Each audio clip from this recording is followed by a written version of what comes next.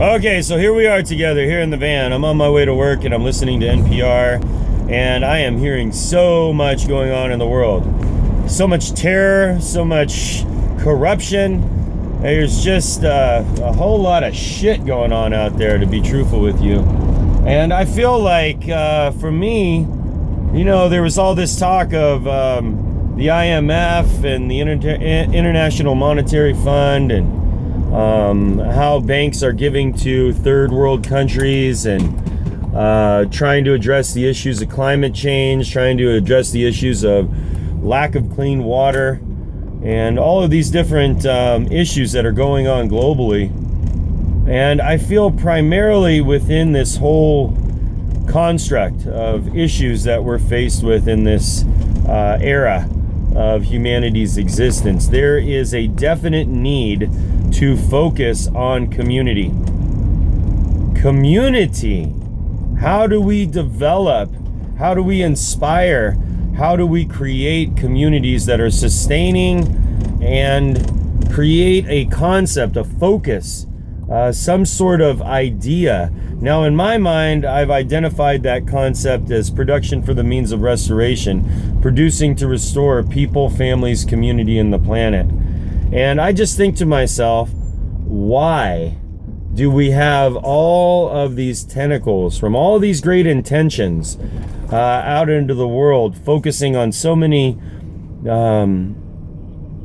inspiring tactics to really bring about change, and yet the very fundamental change that we need, which is addressing the issue of how we live. How do we live? How do we interact with the air, the water, the fire, the earth, the very four basic elements that create our reality? How is that we have a relationship with these things? You know, before we think about how we're going to solve terrorism, how can we solve homelessness? How can we solve hunger? How can we solve all of these issues that are so apparent right here in our own community, right here in my backyard, here in Phoenix, Arizona?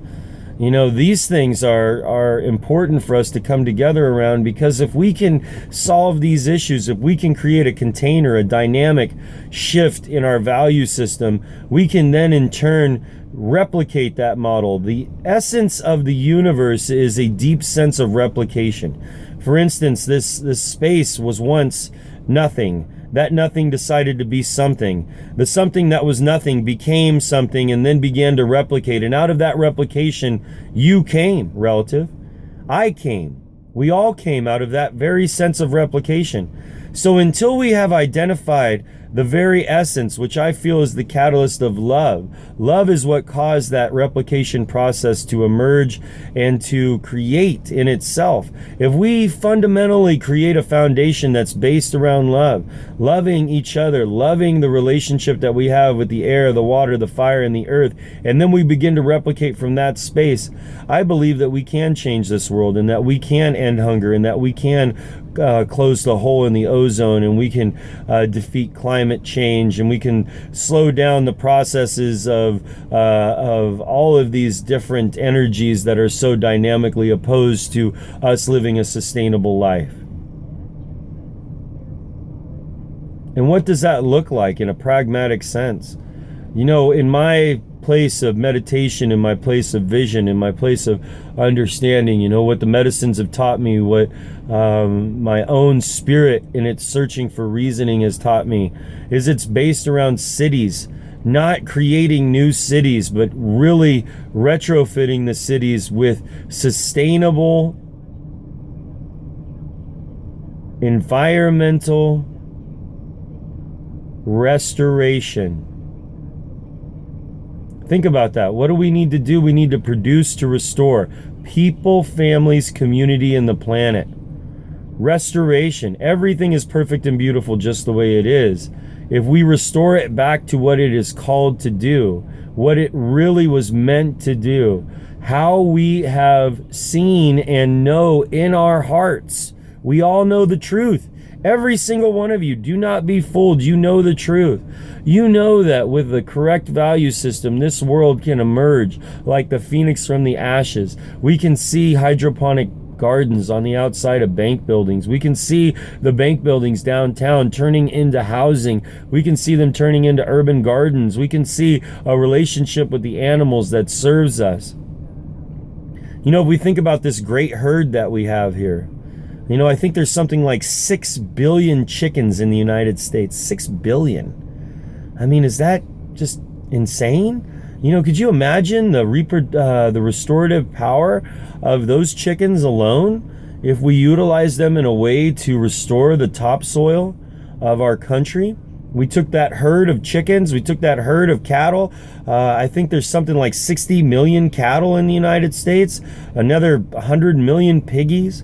If we took that massive herd, you know, that Noah's Ark status herd, and paraded them around, restoring the soil back to what it used to be.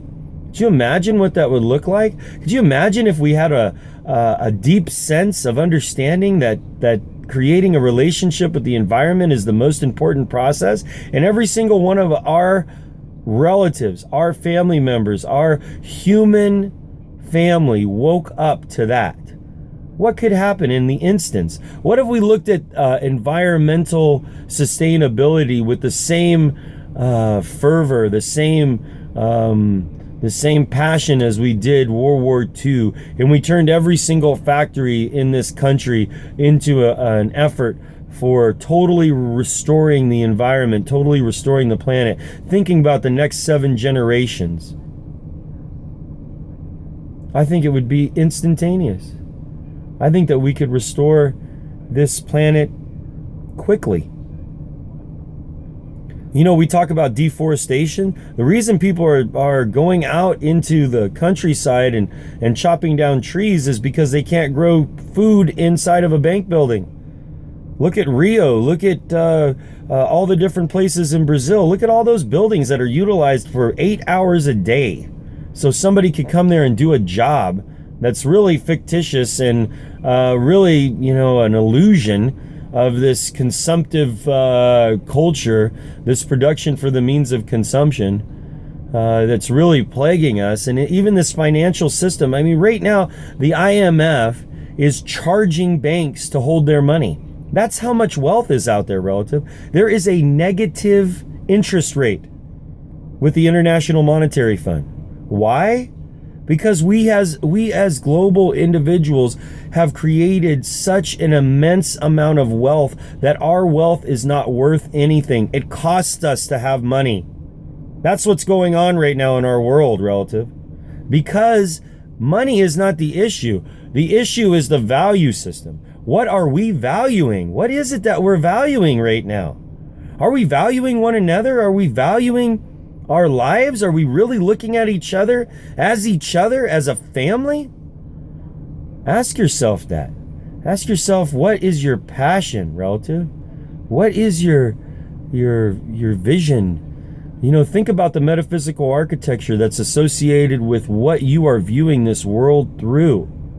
Allow yourself to step into a place of love and healing. Resonate with that love and healing. Allow yourself to think about restorative practices. If you feel called to do healing work, do healing work. It is time for that. Lay your hands on the ground and pray for the earth. Pray for the air. Pray for the water. Pray for the fire. Pray for yourself. Think good thoughts about yourself. Be gentle with yourself. Understand that we're all going through this struggle. Every single one of our sufferings is common to ourselves. We are common in the struggle. It's not something that everyone is not feeling. In fact, when we begin to be vulnerable and we begin to say to one another that, hey, we're going through this together. We need help. I need help. You need help. We all need help. When is one of you just going to stand up in your cubicle at work and just say, I'm done. I'm done with this. You know, so many of you right now, you're in this prison of consumption. You feel like you need to consume in order to be a part of this society. Let go of that. Understand that once you enter into this process of production for the means of restoration, the universe itself is going to unfold its blessing, its currency, its love, its attraction to this world.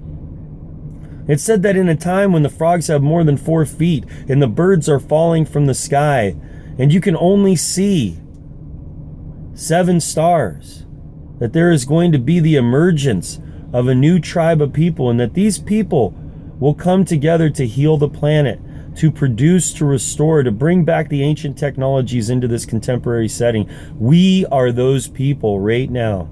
Never in the history of humanity has there ever been an alchemy of DNA like there is right now in these people who are living in this land. Right here, America. Wake up, America. Do not give up on peace. Do not give up on peace, America. Just wake up and realize that you're the vision of your ancestors. You're the vision of every single prayer. The blood of Jesus, the breath of Buddha. You are the vision of Cochise. You're the Tao of Lao Tzu. You're the perfection that the universe caused itself to create.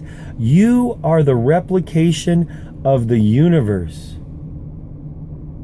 Be passionate. Be compassionate. Be love. Well, it's time for me to go drum. You know me, I'm a simple drum circle facilitator. I just go around and drum with people. And you know, I'm just a simple man with a drum. That's it. And I share these things with you because I care about you.